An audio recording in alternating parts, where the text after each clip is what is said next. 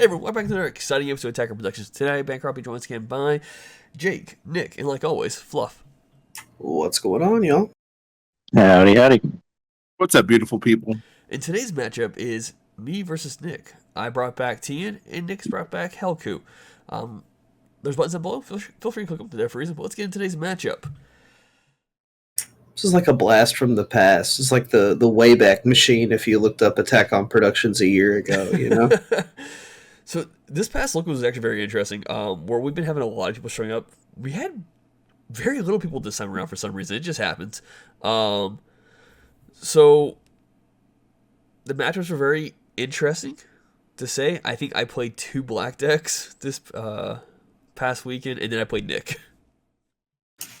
So immediately off the bat, Nick, you tossed this 3-drop slug into the energy. With Tien being kind of like a hand-controlling list, are you worried about like a hand differential building up over the course of the game without you having access to that? Potentially. With green, it's pretty good with removal, especially if it sees a unison. And the only barrier card I have that could potentially help me is Poutine. I don't think I saw Poutine at the time I had Slug. And the way I like to play Slug is since I want to be energy efficient, I don't like to play it if I don't have the 1-drop either. So I was okay charging it this early in the game. It's not my main piece. It's just another like annoyance for the opponent. I'd much rather go into my actual engine for stuff rather than that. Okay. I will say, you charging that kind of scared me a little bit, though. I'm like, okay. Yeah, I know. You were talking about it. This game is like playing a chess match almost. You would play something and I would go, okay, crap. All right, expect this, and expect that. And I feel like I would do some things and you go, okay. Or you would have a counter to it and then I would like be able to respond to you having a response to me.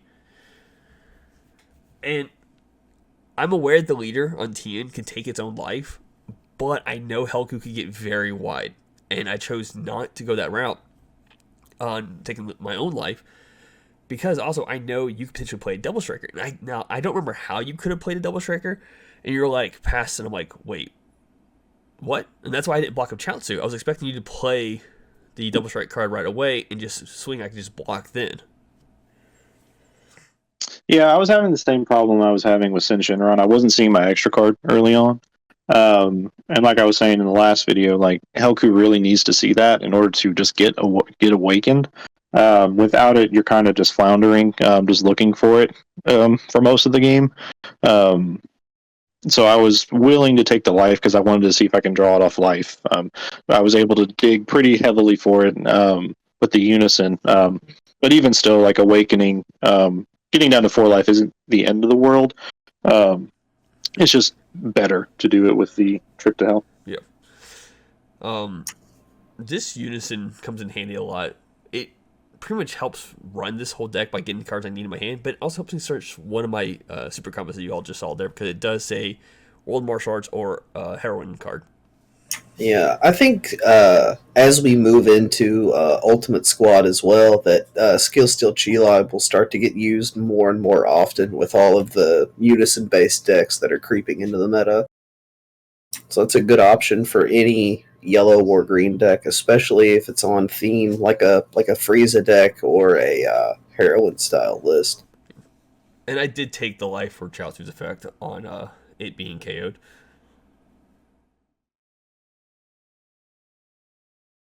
Yeah, but at this point, I'm still digging. It's kind of bland for me because, like I said, I can't really play too many cards. So I'm just kind of just hoping that I see something. I have a lot of stuff in my hand. It's just nothing is usable at this point early on in the game. A lot of my big finishers and bombs and stuff, if I don't have my engine, is late game stuff. So, Bancroft, we've already talked a little bit about the launch unison that you decided to go with. A lot of people play the Paragus and opt to pop their own Chaozu with it and try and get full value that way. You want to explain a little bit why you chose launch over the Fatherly Paragus? Or Bardock, excuse me. It's not Paragus. Yeah, well, it's one of the dads. Chaozu is a blocker. And I get that, popping, using Bardock to pop Chaozu causes your opponent to lose a card in hand. And also Bardock has the auto where it hurts your opponent's combo area, so it's very good on the hand control aspect. This deck is not hand control heavy though. I went with a more aggro version of my deck. Now there are the very few hand controls, like as you can see, Trading Blows Goku's in my energy, but I mean that's just a good turn one play if you see it. Yeah, that's one of the things that made me think about the Bardock Unison is that it combos so well with things like Trading Blows. Yeah. No, when I was putting the deck together, I had a couple of options ongoing. I was like, I could just go the complete hand control route, but we are playing best of one sideboard, and I think everyone but Nick, who I played against, did side in Boros against me, and I'm like, all right. And the only time the only time I actually hand controlled anyone was turn one. If I didn't want to play if I got Trading Blows in my hand to play, I would just boom, all right, discard a card before you have a chance to even have an energy. Yeah, and it could be a really good fake out for green, because a lot of the opponents know that green is a hand control style in some form or fashion. So if you just don't run it, they're essentially kind of wasting a slot in their sideboard. Mm-hmm. And I didn't really talk about this. Play by Pro is such a good card. People are like, Draw Apes is the best thing ever. You pay 2, draw 2. No, you pay 1, you draw 2. I love that card. But you do need 2 other War Martial Arts cards on the board in order to get its effect. Tien has barriers, so it's not really getting touched by a lot of things. And a lot of these cards in this deck do play fairly cheaply, so it's going to happen. Yeah, I remember including this when I played Tien as well. It's a negate on top of that, right? Correct. If I have to use this negate, I can. Yeah, and at this point, now that I'm awoken, I can actually use my leader's activate main to do the effect that Trip to Hell does. So now at this point, I can actually play, which is nice.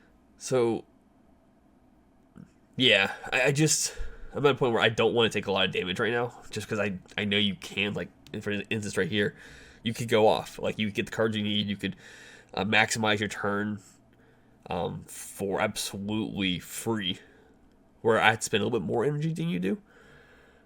But green does have really good counterplays.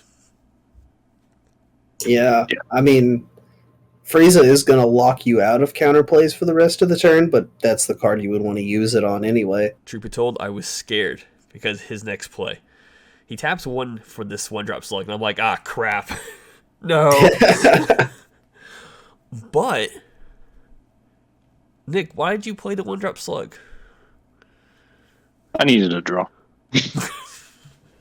Yeah, this 1-drop is really good at any stage of the game. Early on, it's just something to spend your energy on, and later in the game, you can use it to do things like switch blockers to rest mode or play the 3-drop on top of it. I know some lists even try and play the Anguilla with this card, because it just says a Slug's Army. It doesn't have to be the 3-drop.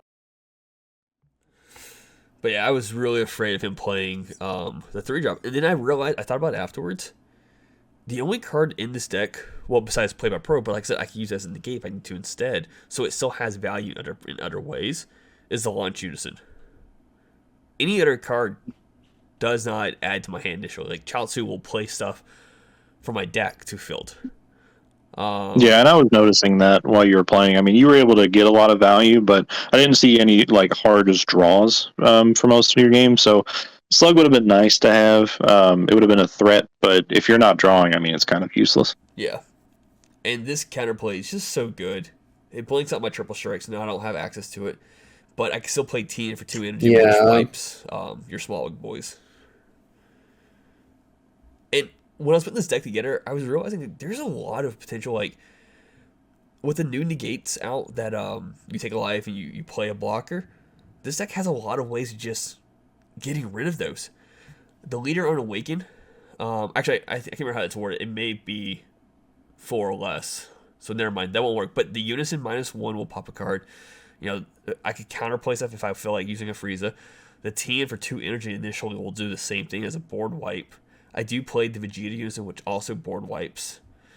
I feel like there's one more card I'm forgetting right now, but I remember talking to Fluff, but I was like, I have a lot of ways of just getting rid of stuff if I need to. And tapping out to draw two more. How do you feel about that in retrospect? Um, Oh, you're gonna take a life anyway on the no, swing. I think I choose not to actually. If I recall correctly, I may be mistaken. Yeah. You do think about it a lot, I believe. So I have in my hand um the green blocker negate. So I know if I need to, I can go down to 4 life, awaken, then have another energy open to do something else afterwards. So I knew I felt fine with that, and really I just played the announcer just so I have a combo piece going towards his lead after I draw 2.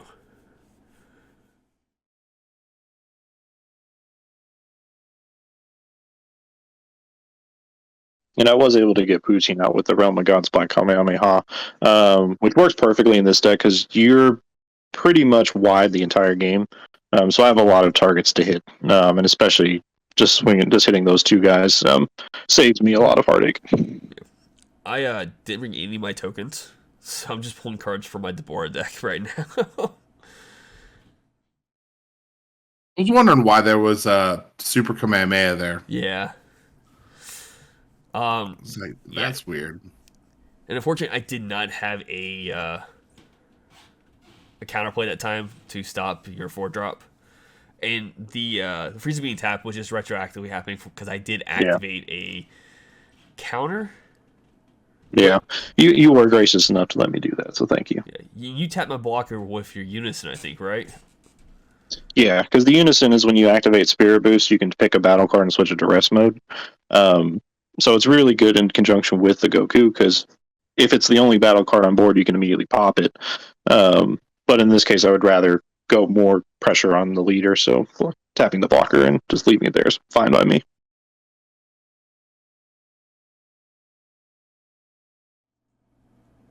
And here I'm going to awaken, and I pull 34 cards from my board. And I will end up flipping those around. That way we can discern them differently from the meta tokens.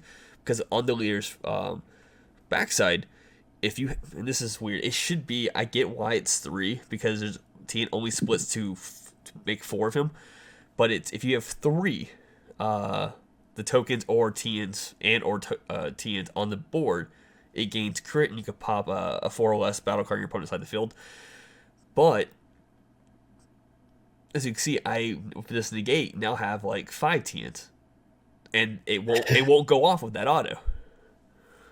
And see, that's why Jake was referring to earlier. I knew I could go down to awakening and then be able to negate another attack. And here, he played Basil. I'm like, no, cannot let you get more pressure on me. Yeah, even though Basil's just a 1-drop, it's still a good choice with that Frieza. Well, it's initially 2 dual attacks, and Nick had the energy to go into Turtles now here as well. And truth be told, popping the Tien was such a helpful thing for me. Well, it was kind of one of the only things I really could pop. I mean, there's the Frieza and the but it was more beneficial, I think, to pop the Tien because you still get more value off of it when it's back up. And I did like play. Yeah, I did feel really good about playing that Basil after you counterplayed. because I was like, oh sweet, Turles is fine now.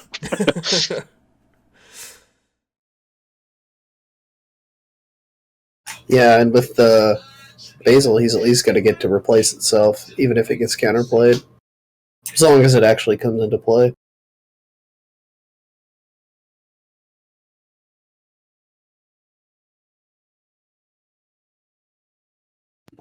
So, Nick, Bancroft, talk about on the leader's backside. It specifically says if you have 3 TNs in your battle area, not 3 or more, and that's why you're not getting that effect because as of right now you have 4 TNs on field. Correct? Correct. Yeah, and I have to figure out this turn correctly because I think there's a point where I go to tap the leader and then I stop myself like, oh wait, I won't get the auto. I gotta think about my turn here and what I'm gonna do here. And I forget that's a good negate. And I swing with Unison first. So now I'm only locked to and right there I comboed off the meta token instead of a Tien. And then right here I pick it up like, oh wait, crap. Yeah. Did you remember to take the Super Kamehameha out of your drop area? I do, yeah. I think I looked, I'm like, wrong spot. Whoops. Yeah, the fact that your tokens have the same sleeves as the rest of your deck is super dangerous. Yeah. Like I said, I just forgot to bring the tokens. So there it goes. It's out now. And here I swing with the other Tien, and then I come off a Tien, so that way I'm able to have 3, and we pop the 4-drop. And what's great with this leader also is that it gains 5k, and now it's a 20k crit. Without me have to worry about combo anything from this point on. So if Nick wants to take it, he can, or he has to expend up to 2 cards just to get out of the attack now. Yeah, which I know you like to play a lot of the same green tech, so I know what you're capable of doing. So I did not feel comfortable going into 2. No, sir. And because of the negate you use, I end up just passing a 5 open energy. And I think you make a comment like, "Oh, you're not gonna play any more cards." I'm like, "Well, you're at 3 life. There's no point to play anything. I can't attack with battle cards anymore." It was me thinking that you could do more, which honestly, it probably would have been better for you to do that because I was tapped out. Forbidden Power. Yeah, and Forbidden Power just he couldn't attack anymore. Well, with battle cards, it doesn't stop unisons. Yeah, I could have paid for a unison and swung with that, but it put him down to 1 life, and then I would have to go into his next turn with only 1 open energy because I wouldn't be able to finish him off. And that was kind of the mindset there why I did not play the 4-drop unison. Yeah, and right there is the reason why you always run at least 1 cooler in your yellow lists. Yeah, and truth be told, I knew you had a cooler. Well, I assumed you did. I did not need to negate with Bupo though, and I was like, I was about to say, my man got X-ray glasses. What's he doing? He has 6 energy. I was like, you have to have it, but I need to get rid of it to get you down to at least 3 energy, and then from here, just need to hold on. It was my mindset, and like I said, I used the wrong card. I meant to tap 2 for the blocker negate. I think Bupo is better because it forces the issue of the cooler in his hand. Like, he can't continue his turn if he doesn't cooler it, and the homicidal clones he can just play around and effectively draw more resources out of your hand before you have a chance to do anything about it, if that makes sense. Yeah. And here I'm just pretty much comboing out of the crit because I did not want to take that damage. And I ended up using one of my double strike card. Just fine by me. I assume so. Real quick, I want to point out, I have been noticing the occasionally the camera is shifting. We had to record differently this time, and the camera was on a different spot, not the same table, so do apologize for that. That's been bothering you, because it's actually been bothering me. This game was recorded on the Tilt-A-Whirl. Exactly. So, with 2 energy, and you having a wide board, I had to kind of plan out, like, if I was going to take damage, what was I taking damage from? How was I going to respond? And if I have a counterplay, when's a good time to play that counterplay? Yeah, and with me having kind of free reign of the field now that you comboed most of your stuff away, it was how can I do this 3 damage? I mean, I have the double striker, so I could go all in with that at the very end. But my leader does gain +5 inherently on swing, so I felt pretty good doing that, getting you down from the leader swing. So here, I'm debating about either tapping or taking the life for it, because I was wondering if you had another cooler by any chance. And luckily for me, you did not. So I was able to establish it. And from my life, I was able to grab a dormant potential. And Very nice. And so since blocker activates during the auto step, I'm able to negate and then resolve blocker because it does not stop the attack and auto still go off. Yeah, which the smart thing I should have done, because I should have just done the spirit boost on the lead because I could have just tapped it beforehand. Because I prefer to get full value on it, but if it's a scenario where I can just go for game off this, I mean, I should have just done that instead. But it was just me being a little too greedy, I guess, with my plays. Maybe it would have been more optimal to swing with Turles first, and then he has to activate clones on that, and then you can rest the blocker with Poutine. And here I was able to counterplay your Goku again. Yeah. Just keeping you from playing those cards just benefit me more in the long run. And you still have more attack with 2 open energy. And you swing a Poutine, I'm like, okay, I'm just going to negate that. Yeah. So at this point, I knew there was really no point. I couldn't get in. And so now I just keep my 2 open energy and just clench my cheeks and hope for the best. I will say this turn was a very interesting one. You had some good stuff in your hand, which allowed me to make a decision. And based on that decision was kind of like a win or lose type thing for me. So here I activated the Unisys thing. You got nothing on board is a problem. So I didn't even want to bother with the -1.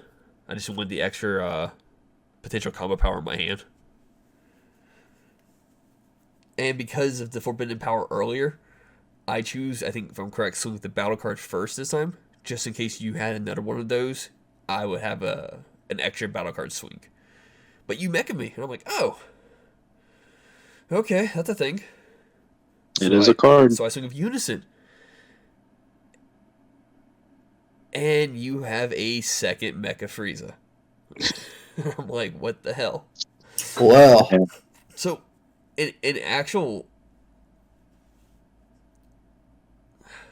hindsight, looking back on this, I should have held off on the leader swing and done something first. But my leader doesn't have crit right now, so it's not a bad decision. Do I combo up? I don't think I combo up. But you do combo off your 2 Mecha Friezas, just kind of prevent the sack from hitting you. And then I tap 4 for the Vegeta usage, which if I would have done beforehand, you wouldn't have had that combo power there. And that would have either forced you to take that damage, which could have potentially give you more combo support. If I would have swung, obviously, with the leader first. But I feel like if I would have played the Vegeta, I would just straight up swung with the Vegeta first. But I also risk you potentially having a blocker negate in hand. and if you play the Vegeta earlier in the turn, he might just straight up negate the swing with a Mecha Frieza and start to replenish his board. My mind is going wild here because I know how this game ends. I'm just trying to figure out how this game ends. So, I have, I think, 7 cards in hand, if I'm correct. And Nick has like 9 or 10. And my decision here is that I have 2 open energy. I have one more play if I wanted to go for it. But if every card in Nick's hand's a combo piece, I lose. I can't recover. Or I could pass and potentially try to negate him and hopefully he doesn't cooler me. I do choose to go for the swing. And I just come with 35. I'm like, all right, show it. And you only had 2 cards to combo with, and I'm like, holy shit. Oh. I think I got out of my chair. I was like, oh my god. I thought you were going to play a Dispo from the drop area, swing with Dispo, and combo all out. Dispo plays a battle card if you have no cards on the field, if I'm correct. Got it. But I wouldn't be able to swing with Dispo unless I use, obviously, the 2 energy. Yeah. But, I mean... Either way... I feel like this was a slug match. Like, we were just going back and forth, just punching each other in the face until one of us had nothing left. Very good game. Yeah. So, with that being said, thank you all for tuning in. Keep in mind, there's buttons down below and on the screen while Fluff does the outro. I think Nick stole my line from that one. That was a very good game. Both played extremely well, both just having answers to the answers for the answers.